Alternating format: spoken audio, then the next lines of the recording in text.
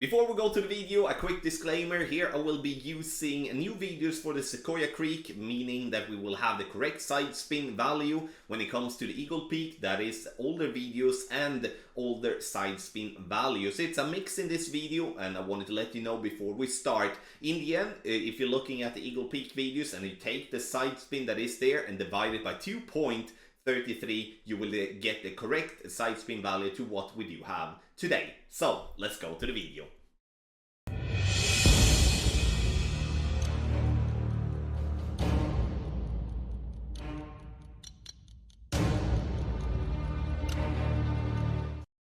Hello everybody, welcome to this playthrough for Pro and Expert Division with various type of win for the Grand Forest tournament here in Golf Clash the game. Video sponsored by Golf Clash and Playdemic, and before we start, make sure you do subscribe and support the channel. You do have a button in the bottom right corner where you can subscribe completely for free. If you do want to get more free content, you can go to golfclashtommy.com for tour play guides, golden shot, and everything else. Last but not least, guess the best tour and tournament X guides on the market by going to patreon.com/golfclashtommy. All our packages are listed on the page, and you find the link in the description down below. Can we get this video up to 300 thumbs up? That would be amazing, and I would be very thankful for that. You have an info box on the right hand side, and the info box will give you the club distance adjustment, the elevation adjustment, and also what ball and club I suggest you to play with. Have in mind that these are my initial notes and these are my suggestions to play. It doesn't have to be something you follow, but if you do follow, you should have in mind that there's always a plan behind it to maximize your opportunity to do well in the tournament. In the end though, if you do have any questions, let me know through support@golfclashtommy.com, and let's go to hole number 1.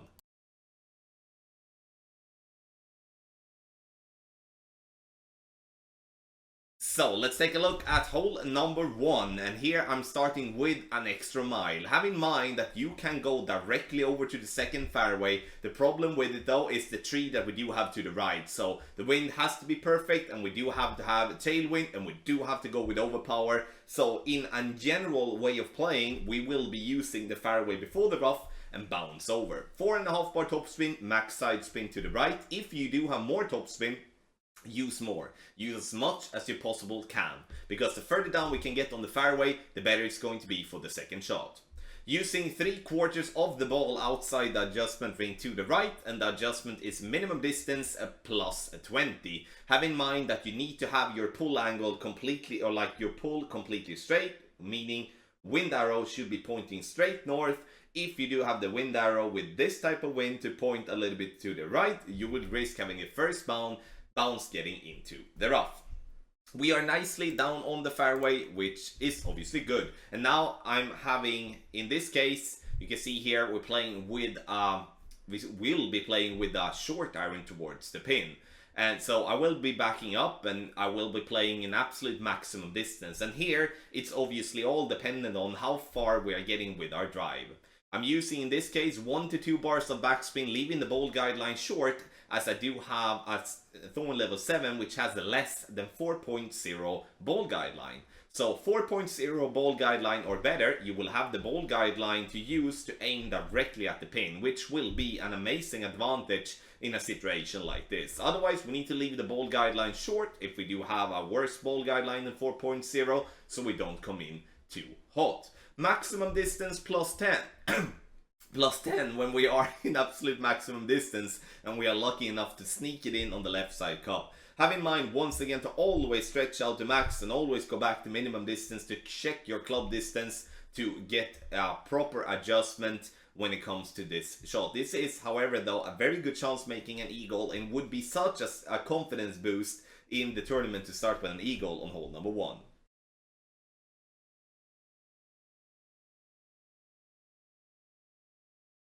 So you will get 2 options here, and I'm going to give you the first one, which is going to be with a sniper double bounce to pin. Then you will see a rough bump that obviously has a little work, but rough bump is, in my opinion, my favorite way of playing. 2.5 bar topspin, 1 bar side spin to the right, and now I'm looking for 2 things. One, the second bounce to be approximately 2 rings from the rough, with the third bounce to be just on the top of the fringe. Then obviously ball guideline to the hole. Adjustment is going to be medium distance with a 15% over adjustment power 1 ball setting. So we do adjust for that, and then it's time to take our shot. This is obviously a shot where the consistency of making a hole-in-one is very limited, and the reason for that is there is so many things that could happen along the way, because we have 1, 2, 3, 4, and then we roll. So here we can see we get this one very close. If we just would have had a little bit more speed, then that ball would be dropping in for a hole-in-one. So this is a way to, in a secure way, getting a birdie, not risking anything. But if you do want to take a risk that could become a massive reward, you should be playing the rough bump, and we're gonna take a bit closer look to that now. So for the rough bump, we're gonna start by adding spin, and we're gonna use 3 bars of backspin, and we in the end gonna use 3.5 bars of side spin to the right, and 3.5 bar backspin is what we're gonna use. And then we're gonna have the ball guideline to the hole. Half of the red ring outside on the fringe is gonna be our position.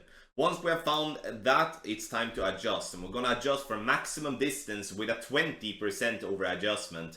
And here we do need to go with a pull angle 1201. And the reason we do need to go with a 1201, meaning that we will pull ourselves further back to the right, if that makes sense. Like, we're not going to pull the ball as much left as we're doing when we're having the pull angle like we're having here. The reason for that is that when we are adjusting here, we go from a lower to a higher point, and that means that we are going to gain distance, and that's the reason why we miss to the left. And if you study closely the first bounce into the rough, you can see that we cannot reduce the adjustment, because then we will miss the rough.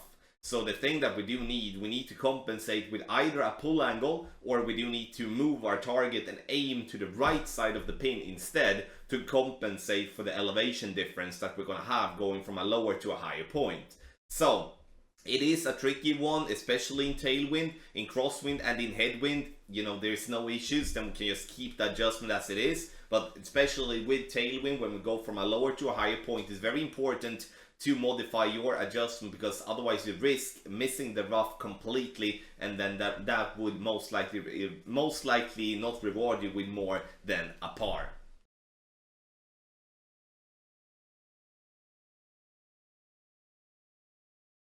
For hole number 3, we will be playing one of my favorite par 5s in the whole game, and we're gonna start with a quarterback if we do have it in level 9+. If you don't have the quarterback in level 9, then I would recommend you to play with the rock instead, because then you have more power. We are looking for a good ball guideline, good accuracy, and then third, power, and that's why the quarterback goes first, and then we go to the rock after that. Max side spin left, adjustment is going to be maximum distance plus 10. Once that is done, we will obviously take our shot. And as you can see, I'm not using more than just a little bit of a curl to the left, and that is to prevent us from going into the rough on the right. Going into the rough with the drive will make you not be able to reach for the green in 2, so you do take that risk, but honestly, it's not that big of a risk. And we're looking to get the ball down to 320 yard mark. Using the rock or the quarterback will help you get to that same yardage basically every single time. Now, second shot. This is a very fun one, because now we're going to look for having the ball to go up the green, fall down towards the pin. And there is a massive funnel behind that.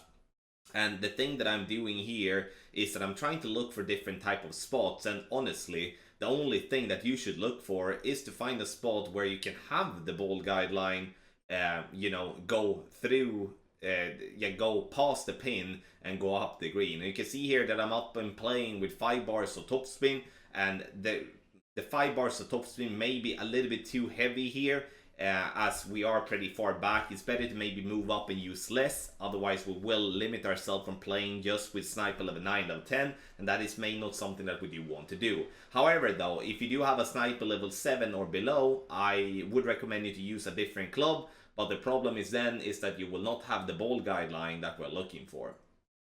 Maximum distance with a minus 10% elevation here, and as you can see, we're looking to get the ball to go up the green, approximately 2 green squares right of pin, and then we take then it takes the turn and then rolls down towards the pin. I do think this is the hole that I made the most albatrosses on any par 5 in the whole game, and I really do look forward to play this one in the tournament, as it's going to be absolutely money.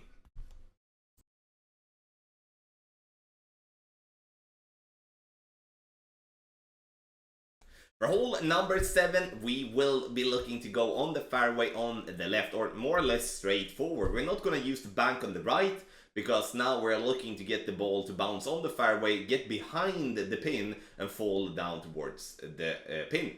So using a sniper, which should be in minimum sniper level 8. If you don't have the sniper level 8 plus, you should be using the Guardian. And the beauty when it comes to a tournament, then you are able to choose the bags before the hole. So you can pack 2 bags with 1 sniper and 1 Guardian. And let's say that you only have 1 bag possibility, then you pack the club that do have, if it is a sniper level 8, then you pack the sniper level 8, otherwise you go Guardian. So here in a tailwind and crosswind, we obviously need to use more backspin than headwind, but you can see the trick. We want to get the ball by using the side spin, we're using the curl to get up to the top right of the green to fall down towards the pin. I'm not saying that just because you get it up there, the ball will roll down to the hole, but it will give you a very good chance making a hole-in-one here on hole number 4.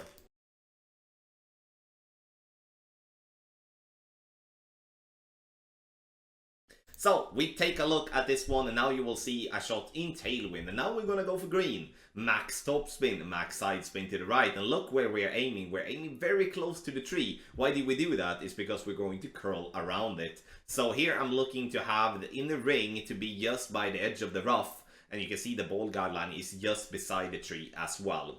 Adjustment is going to be maximum distance with no elevation, and then we're going to push up to max.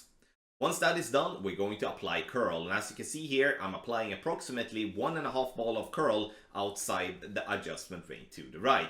If we do have a 6 to 7 miles per hour, it's going to be max overpower with an apocalypse level 4 and an extra mile level 8, which in that case do have close to 235 yards of power. If you do play with 240 yard driver, reduce the overpower just a little bit if we do have that type of wind. And obviously the stronger wind you have, the less overpower you need to use. But I would say like this, the better driver you have, the better opportunity you will have to get the ball to the green. Have in mind that even if you play with a lower level driver, you will get close to the green, but you may have to play with a short iron or a wedge and not end up with a single putt.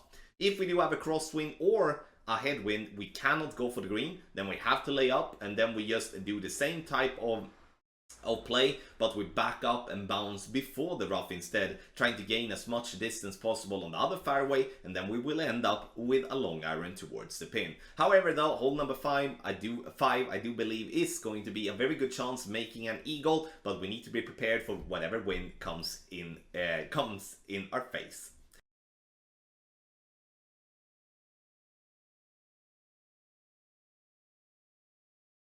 So let's take a look at hole number 6, and here I do decide to play with a berserker ball as a start. Have in mind that you can play with a power 3 ball if you want to as well, but to maximize the power, especially for the second shot, a berserker ball will be very helpful. Here I'm adding topspin. First and foremost, I'm having topspin and maximum side spin to the right, and using the quarterback. And the reason I'm using the quarterback is to get the ball guideline, get the accuracy, and so I make sure that I'm, even with a great ball, I'm not going to have any problem getting the ball to where I'm aiming. Maximum distance plus 20, we bounce on the fairway into the rough and roll out on the other fairway. And in the end, we're using half a ball of curl to the right as well. Getting it down there on the fairway, second shot is going to be with a wood club towards the pin. If you do have a sniper level 9 plus, playing with a power 5 ball, play with the sniper. If you do not have a sniper level 9 plus, and you have a lower level, play with the big dog or the cataclysm for that matter to have more power. If you do play with a power 3 ball, then always play with the big dog or the cataclysm to prevent yourself from having to go with overpower. Gonna bounce on the fairway, bounce the ball down towards the pin, and we get that one very close to making an albatross. But the thing here for this shot is Look how far down we are bouncing from the first bounce down towards the pin. It's such a big leap down there, and in the end the ball will be affected a lot by the wind when the ball is in the air after the first bounce as well. So it's a very difficult one to dial in a good way. However though, there is still a chance, and the best chance is to play with the sniper.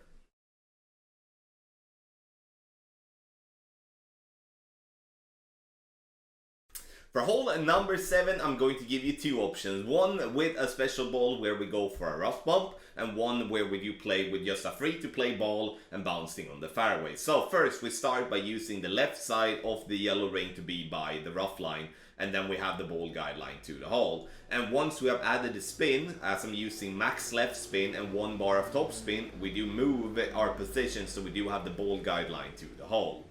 The thing that we do need to have in mind, having a northwest wind here, is that I want you to favor 1159 with your pull angle, and your adjustment should be medium distance plus 5. The problem we do have here is that I do adjust for a medium distance plus 10, and you will see that we are pulling ourselves too much to the right, and therefore we will miss to the right. And also you can see here, using just a 12 or a 12-01 in pull is going to make us go pretty high up on the rough. And therefore we need the 1159 to make the ball go a little bit further back so we not risk missing the rough. Sure, you will, with a bad grade here, either go into the bunker or you will miss the rough on the right. And that is a risk that you will have to take if you're going to go for the rough bump. I do believe in a long-term way playing this hole, we will see way more hole-in-ones doing the rough bump than playing a normal play. But it's up to you to see what type of risk you want to take. For the other option, we're playing with a katana, and here I'm going to look to be in minimum distance of my club when we do have some headwind. Have in mind that if you do have a crosswind or you do have a tailwind, you will be playing with a long iron towards the pin.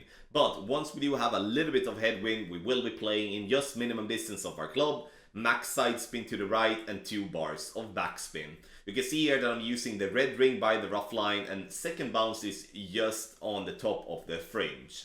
Adjustment here is going to be maximum distance plus 10. Even though we aren't in maximum distance, as already explained, we are in minimum distance of our club, then maximum distance here is going to be the thing that we do need to adjust for. And the reason for that is that the wind combined with the side spin will push the ball a lot to the right with all the bounces we do have until we get the ball to the pin. You see it bounce, bounce, and bounce, and it takes that turn, and we still miss that one green square to the right. That's why it's very important to go with a maximum distance plus 10 and not under adjust. A recommendation when it comes to adjusting for wind coming left to right, as we do have the trees in our face, is to push your rings instead of pulling.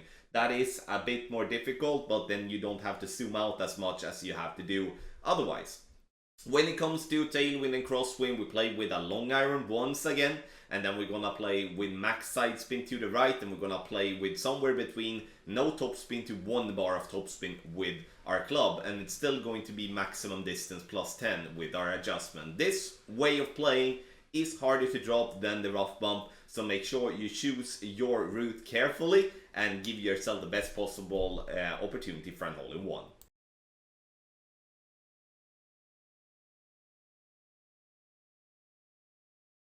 For hole number 8, we're going for green. This is and should be an eagle hole every single time. And here I'm looking at the ball guideline. I think that is the most important part. I'm adding spin, and then I'm looking at the second bounce combined with my third bounce. We want the second bounce to show that it is approximately halfway through the a bit, brighter part of rough. And if you have a problem seeing that, just rewind and find the spot here in this video where you can pause it so you can see the ball guideline in a good way.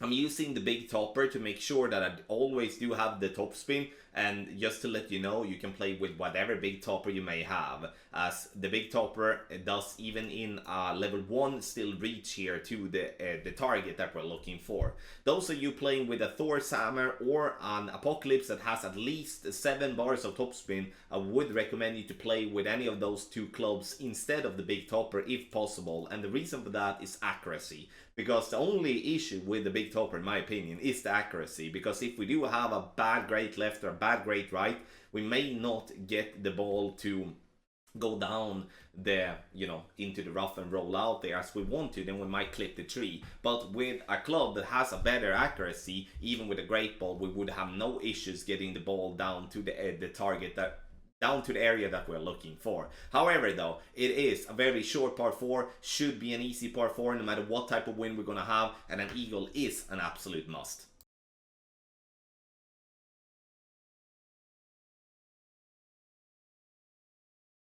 So let's take a look at hole number 9, and here we do want to play with a driver that gives us power, and I would like us to play with either a power, or like with minimum power 3 ball. If you do have a dead on straight tailwind with minimum of 7 miles per hour, you should attempt to try to bounce the ball over the water in the rough, which will leave you up for a long iron or a wood club chance for an albatross. That's the only way, in my opinion, where you in a decent way can have an albatross chance here. But now that's not really the case. So the thing that I do is that I play with extra mile using, in this case, 1 bar of top spin, 1 bar of left spin, and adjustment is going to be maximum distance plus 20.